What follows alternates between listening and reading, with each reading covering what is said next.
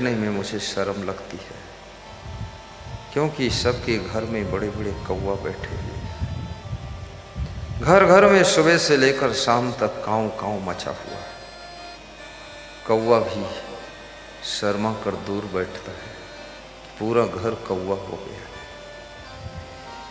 शोरगुल मचा हुआ है, सब चिल्ला चिल्ला कर बोल रहे हैं, कोई सुनता नहीं है। बेटा भी इतना धूर्त है, माँ बाप कुछ कहते हैं वो सुनता ही नहीं। सुनता सब है, सुनना चाहता नहीं। माँ बाप समझाते हैं तो कुछ बोलता नहीं। चुपके बीड़ी पीता है, शराब पीता है, सिगरेट पीता है, ताश खेलता है, जुआ खेलता है, गलत लोगों की संगत में बैठता है, बेविचारियों से दोस्ती है, सदाचारियों से दूरी है। संसार और समाज को मनुष्य बिगाड़ रहा है। जिनकी चेतना जागृत हो चुकी है, इस सोए हुए समाज को जगाने की कोशिश कर रहे हैं। कोई रास लीला कराता है, जिसमें भोग लीला शुरू हो जाती है। बहुत सी लड़कियां भाग जाती हैं, बहुत से लड़के लड़कियों के साथ भाग जाते हैं। बहुत सी गांव की लड़कियां रास लीला वालों के साथ ही भाग जाती हैं। मंदिर में पूजा करने जाते हैं, मन बड़ा चंचल है। 2 सेकंड भगवान की ओर देखते हैं और 10 सेकंड मुड़ मुड़ कर चारों तरफ देखते हैं, किसी और को भी देख लूं। भगवान भी सोचता है मूर्ख है, मेरी भक्ति में भी ये भोग घुसेड़ रहा है, सब बर्बाद हो रहा है।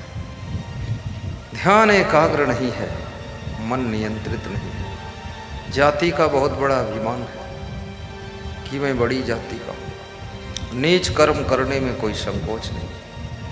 घमंड आकाश को भी छोटा कर सकता, इतना बड़ा हो चुका है। लोग अपने आप मान कर बैठ गए हैं। अगर जाति से कोई बड़ा होता तो राम भगवान तो क्षत्रिय जाति के थे, फिर वो भगवान कैसे बनते? कृष्ण यादव जाति के थे, भगवान कैसे बनते? परशुराम ब्राह्मण जाति के थे, भगवान कैसे बनते? गौतम बुद्ध वो भी शायद कोयली जाति के थे, भगवान कैसे बन गए? महान बनने के लिए जाति का महत्व नहीं है, महान गुणों का महत्व है, महान चरित्र का महत्व है, पवित्र विचारों का महत्व है। और आपके चमकते हुए चरित्र के कारण ही आपकी जिंदगी महानता की ऊंचाई को छू पाती है। ऐसे कोई महान नहीं बनता। बोलिए सद्गुरुदेव की जय। कुछ लोग प्याज नहीं खाते, लहसुन नहीं खाते, लेकिन अंडा खूब खाते, तम्बाकू दिन भर खाते, पुड़िया दिन भर चबाते और गोबर खाते हैं और कहते हैं हम बिल्कुल लहसुन नहीं छूते, लहसुन नहीं छूते। और मछली खूब छूते, चुप्पे चुप्पे खाते, दारू खूब पीते और कहते हैं कि हम तो बस पूरा त्याग है, चाय वाय नहीं पीते, सीधे दारू। ये ढोंग मत मचाओ, आडंबर मत फैलाओ। आज हमसे महाराज जी कह रहे थे, ये गुरु महाराज कह रहे थे जाति पाति पर थोड़ा चोट मार दो। तो हमने कहा हम चोट बिल्कुल नहीं मारेंगे। तो बोले तो हम मार देंगे। हमने कहा तुम मारो और मरवाओ, तुम करो, हम नहीं करेंगे। परंतु शास्त्र कहते हैं, याद रखना, सूरज किस जाति का है, चंद्रमा किस जाति की, पृथ्वी किस जाति की। आज प्रधानमंत्री जो बैठा हो किस जाति का, दिल्ली से आदेश पारित करता है, हर व्यक्ति उसके कानून के अंदर चलने के लिए तत्पर हो जाता है। राष्ट्रपति किस जाति का है, मुर्मू नाम है उसका, मुर्मू। पूरा नाम मालूम नहीं, मुर्मू चुर्मू। उड़ीसा की रहने वाली आदिवासी महिला, शायद वो उसका जितना काला रंग है, कोयले का रंग भी उसके सामने फीका है, राष्ट्रपति बनकर बैठी है। सभी लोग उसको प्रधानमंत्री भी सैल्यूट मारता है।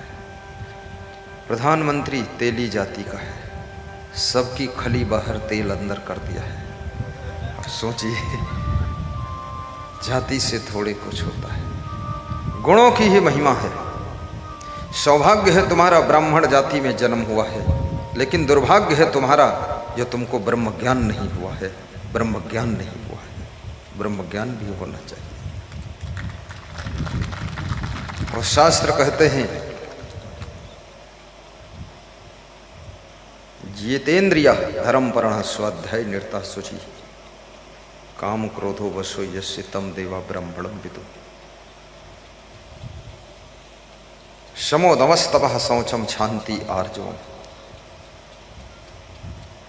ब्रह्म कर्म स्वभावजम। जो जितेंद्रिय है वो ब्राह्मण है। बहुत बड़ी बात है जितेंद्रिय होना।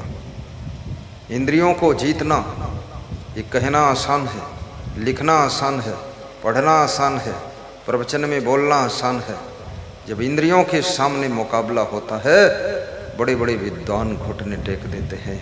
बड़े बड़े कलेक्टर, डॉक्टर, मास्टर, बैरिस्टर सब टर टमाटर हो जाते हैं, सब घुटने टेकते हैं। इंद्रियों को जीतने वाला व्यक्ति, देश को आप कंट्रोल कर सकते हो, देश के प्रधानमंत्री पद को संभाल सकते हो, लेकिन जितेंद्रिय बन करके अपने चंचल मन को कंट्रोल करना बहुत कठिन है। और जो मन को कंट्रोल कर लेता है वो दुनिया में सबसे श्रेष्ठ होता है। ये जितने फिल्मी गीत रचना किए जा रहे हैं, गाए जा रहे हैं, सुने जा रहे हैं, बोले जा रहे हैं, जितनी फिल्में चल रही हैं, है तो सब झूठी ही। ट्रैक्टर पर कोई जा रहा है, साउंड बजा रहा है, गंदे गीत सुनता चला जा रहा है, 1 किलोमीटर तक आवाज़ जा रही है। ट्रक वाले भी वही गीत बजा रहे हैं, घर घर में वही गीत बज रहा है, वही गंदे गीत सबकी मोबाइल में, कान में ईयरफोन लगाकर सुनते चले जा रहे हैं। बस और कुछ नहीं है। तू मेरी जान है और मैं तेरा गोबर हूँ, बस यही है रहा है। बहुत मूर्ख लोग हैं, न जाने कितना कचड़ा। हमारे यहाँ एक कर्मचारी था, उसके कान में लगा हुआ था कुछ, मैं तो ध्यान ही नहीं दे पाया। एक दिन देखा तो बिना तार का लगा था, ब्लूटूथ जैसा। तो हमने कहा ये क्या है, कान में कोई बीमारी है क्या, कोई मशीन लगी? तो बोला मोबाइल आता है, सुन लेता। तो हमने कहा तुरंत निकाल दो। बड़ा महंगा वाला था, जमा करा दिया, अभी भी जमा है। नौकरी छुट्टी दे दिया। हमने कहा जाओ चंदू ला लो। जब चलने लगा बोला वो दे दो कान वाला। ये नहीं कहा नौकरी दे दो, कान वाला दे दो बस, ताकि कचड़ा इसी में भर जाए। कुछ नहीं पाओगे। जितने गंदे गीत सुनोगे, गंदी रास लीला देखोगे, आपका मन गंदा होता चला जाएगा।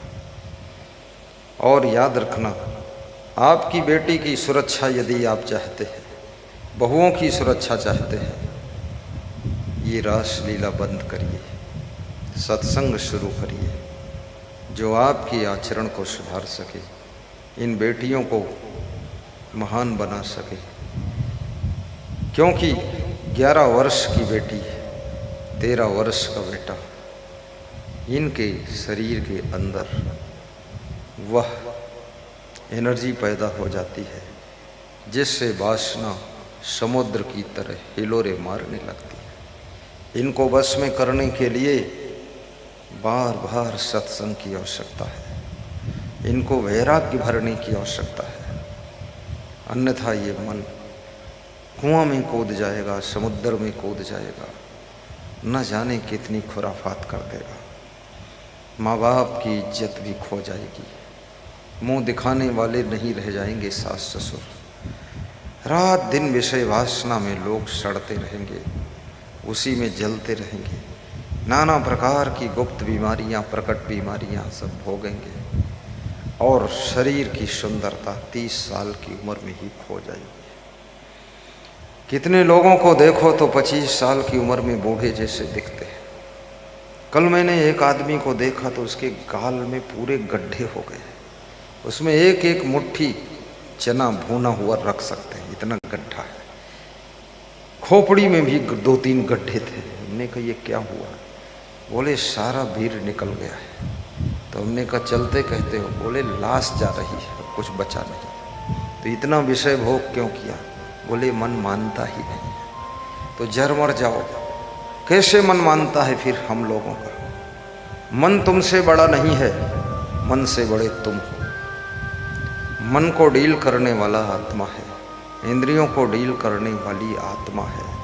मन और इंद्रियां स्वतंत्र नहीं है। जब तुम ठान लेते हो कि मौन रहूँगा, तो मुंह है, जबान है, बोलने की ज़रूरत है, फिर भी तुम बोलते नहीं हो। तो आपकी जबान पर आपकी आत्मा का कितना बड़ा अनुशासन है, याद रखना। जब तुम ठान लेते हो हम किसी को मिलेंगे नहीं, एकांत में बैठ जाते हो, अकेले रहते हो, चुपचाप अपने आप को कंट्रोल कर लेते हो, मिलना बंद कर देते हो। जब तुम ठान लेते हो हम किसी को देखेंगे नहीं, कमरा बंद करके अंदर आराम से रहते हो। हर इंद्री पर तुम काबू पा सकते हो, तुम्हारा कंट्रोल हो सकता है। इसमें क्या लाए हो महाराज? चावल और खरबूजा एक में मिला दिया गया है। अब देखो ये भी एक घटना घट गई। दोनों का जोड़ा भी नहीं है। खरबूजा चूल्हे पर पकेगा नहीं और चावल कच्चा खाएगा नहीं कोई। मैं सोचा उसके अंदर कुछ लुढ़क भी रहा है क्या? आप जब ठान लेते हो कि मैं खड़ा ही रहूंगा आज, ठाड़ेश्वरी महात्माओं को तुमने देखा होगा, एक पैर से खड़े रहते 12 साल तक। ऊर्ध्वाबाहु महात्मा एक हाथ ऊपर करके खड़े रहते। तुम्हारे संकल्पों में कितनी शक्ति है। इंद्रियां स्वतंत्र नहीं है, मन स्वतंत्र नहीं है। तुम जहां चाहो वहां मन को लगा सकते हो। अगर मन स्वतंत्र होता तो साधु कोई बन ही नहीं पाता, फिर देवी जी कोई बन ही नहीं पाता। मन पूरा तुम्हारी वश में है। एक मजदूर की बेटी 100 में 100 नंबर लाती है और मजदूर उसको बर्फी खिला रहा है। 12वीं में बोर्ड की परीक्षा में 100 में 100 नंबर लाकर पास हो जाती है। याद रखना, जब एक बेटी अपने मन को कंट्रोल करती है तब वो 100 में 100 नंबर भी ला सकती है। और जब उसका मन 1000 जगह बट जाता है, थोड़ा मोबाइल में, थोड़ा बालों में, थोड़ा गालों में, थोड़ा बवालों में, थोड़ा जंजालों में, थोड़ा ओंठ की लालिमा में, थोड़ा इधर उधर में, थोड़ा सहेलियों में और थोड़ा नाचने में। कितनी लड़कियां कमर बंद करके नाचती हैं, अकेले कमर हिलाने, बड़ी नौटंकी है, बहुत बवाल बनाती है, पढ़ती नहीं है। और फैशन में थोड़ा थोड़ा थोड़ा थोड़ा मन तुम सब बंटवारा कर देती हो। तुम्हारा एक मन 1000 जगह जब लग जाता है तो याद रखना, तुम्हारे नंबर जो 99% आना था वो नंबर केवल 40% आते हैं और तुम 3rd पास होती हो। एक वैज्ञानिक जब मन को एकाग्र करता है, बहुत बड़ी बात है, छोटी बात नहीं। वो वैज्ञानिक मोबाइल की खोज करता है, माइक की खोज करता है, बल्ब की खोज करता है, एरोप्लेन की खोज करता है। वो वैज्ञानिक गाड़ियों की खोज करता है, वो वैज्ञानिक वीडियो कैमरे की खोज करता है। क्या कभी आपने कल्पना किया होगा कभी कि गुरुदेव यहाँ पर प्रवचन देंगे, पूरे विश्व के सबके मोबाइल में गुरुदेव दिखाई देंगे? ऐसा कल्पना नहीं किया होगा। लेकिन महाभारत की कथाओं में सुना होगा, भगवान कृष्ण को जहाँ देखो वहाँ दिखते थे। तो यही विज्ञान था और कुछ नहीं था, जहाँ देखो वहीं दिखते थे। आज वो विज्ञान बढ़ता जा रहा है, विज्ञान के साथ साथ अज्ञान भी बढ़ता जा रहा है। बहुत अज्ञान बढ़ रहा है। पूरा विश्व युद्ध करने के लिए तैयार खड़ा हुआ है। चाइना सोचता है भारत को हाजमोला की गोली बना दूं, पाकिस्तान सोचता है भारत को नष्ट कर दूं, अफगानिस्तान सोचता है विश्व पर मेरा ही अधिकार होना चाहिए। अमेरिका सोचता है सबके ऊपर मैं ही दादागिरी करूंगा। रसिया सोचता है किसी की दादागिरी चलने नहीं दूंगा। सारे देश अपने अपने अहंकार में फूल फूल कर बैठे हैं। सबके पास में परमाणु बम का विकास होता जा रहा है। जिस दिन एक देश परमाणु बम फोड़ देगा, फोड़ेगा ही जब इतने इतने बम तैयार है, उसी दिन सारे देश अपने अपने देश से बम फोड़ेंगे। पूरा विश्व जलकर राख हो जाएगा। न एक स्त्री बचेगी न पुरुष बचेगा। पूरी धरती खाली हो जाएगी। अभी जो चक्रोट जोत कर बैठे हो तुम, तुम्हारी लाश पड़ी रहेगी, दफनाने वाले नहीं मिलेंगे। इसलिए रास्ता छोड़ दीजिए, चक्रोट मत जोतिए, रास्ता बंद मत करिए। और जो यहाँ पर किसी का रास्ता बंद करता है, परलोक में उसका रास्ता भगवान खुद बंद कर देता है, खुद बंद कर देता है। नियम से चलिए। जितेंद्रिय धर्म पर, जो जितेंद्रिय है वो ब्राह्मण है, जो धर्म परायण है वो ब्राह्मण है। जितेंद्रिय धर्म पर स्वाध्याय रहता है। जो नित्य रामायण गीता कबीर का बीजक पढ़ता है, प्रवचन सुनता है, वो ब्राह्मण है, जो स्वाध्याय करता है। जितेंद्रिय धर्म पर स्वाध्याय निर्ता शुचि, जो पवित्र है, साफ सुथरा रहता है। बाहर से भी पवित्रता है, भीतर से भी पवित्रता है। कितने लोग बाहर से तो बहुत साफ कपड़े पहनते हैं, बहुत लंबा कुर्ता है, घुटनों के नीचे भी कुर्ता लटक रहा है। पाजामा ऐसे है, एक एक पाजामा में तीन तीन लोग टांग डालकर खड़े हो जाते, इतना चौड़ा टांग उसका बनाया है। लेकिन अंदर गंदगी बहुत है, अंदर सब कचड़ा है, मन में मैल है। और जिसका मन निर्मल नहीं है वो ब्राह्मण नहीं है, और जिसका मन निर्मल है वो शूद्र भी ब्राह्मण है, वो वैश्य भी ब्राह्मण है। और ब्राह्मण, क्षत्रिय, वैश्य, शूद्र, ये चारों होने की जरूरत ही नहीं है। न ब्राह्मण होने में सुख है, न शूद्र होने में सुख है, और न तो वैश्य होने में सुख है, न क्षत्रिय होने में सुख है। सुख यदि कहीं है तो श्रेष्ठ इंसान होने में सुख है, इंसान होने में सुख है। आदमी ब्राह्मण बन गया, क्षत्रिय बन गया, वैश्य बन गया, शूद्र बन गया, कुर्मी बन गया, कहार बन गया, बीमार बन गया, लयमार बन गया, तो क्या क्या बन गया। कोई यादव बन गया, कोई मिश्रा बन गया, कोई अवस्थी है, और कोई तिवारी है, कोई त्रिवेदी, कोई चतुर्वेदी, कोई ऊपर वेदी, कोई और वेदी। लेकिन कुछ नहीं, कोई अग्रवाल, कोई पोलवाल, कोई खंडेलवाल, कोई ऐसे झोलम झाल सब बन गए। लेकिन इंसान इंसान नहीं बन पाया। सब कुछ बन गए, इंसान नहीं बन पाए। हिंदू ना बिगड़ा, सिंधु ना बिगड़ा, बिगड़ गया इंसान रे। कौन समझाए इसको। और याद रखना, शरीर जब जवानी में प्रवेश करता है, उस समय मन के लिए बहुत बड़ी चुनौती तैयार होती है। बेटा हो या बेटी हो, लेकिन जवानी एक तूफान की तरह आती है, बहुत से लोगों को उड़ाकर ध्वस्त कर देती है। ये अंधी आंधी है जवानी। कितने लोगों ने जवानी के अंधाधुंध में चरित्र खोया है, इज्जत खोया है, सम्मान खोया है, आदर खोया है, विकास खोया है, उन्नति खोया है, माँ बाप की भी इज्जत खोया है। जवानी तो चली गई, लेकिन जवानी सब कुछ लेकर चली गई, कुछ बचा नहीं है। ये जवानी हमेशा नहीं रहेगी, याद रखना। ये थोड़े दिन की बाढ़ आती है, जैसे वर्षा ऋतु में बाढ़ आती है ना, ऐसा लगता है अब देश डूब जाएगा, बाढ़ कभी नहीं जाएगी। लेकिन एक महीने बाद बाढ़ चली जाती है, धूल उड़ना शुरू होती है।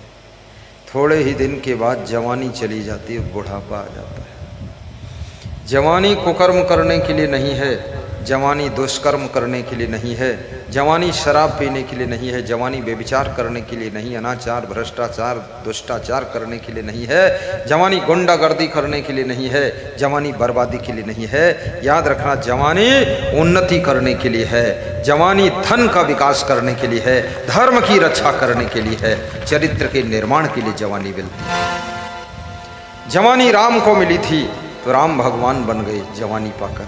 कृष्ण को जवानी मिली, जवानी में जवानी का सदुपयोग किया तो भगवान बने। कबीर को जवानी मिली, जवानी में तपस्या और साधना किया तो कबीर सदगुरुदेव भगवान बने। और याद रखना, जवानी आपको भी मिली है, हमको भी मिली है, तुमको भी मिली है, सबको मिली है। कुत्ता बिल्ली को भी जवानी मिलती है, लेकिन जवानी में कुछ लोग कुछ नहीं कर पाते हैं और जवानी में बर्बाद होकर जीरो पर बैठ जाते हैं। जवानी को संभालिए तो जवानी में इतनी ऊंचाई को छू सकते हो कि बुढ़ापा में भी सम्मान जवानी का कमाया हुआ पा सकते हो। बोलिए सद्गुरुदेव की जय।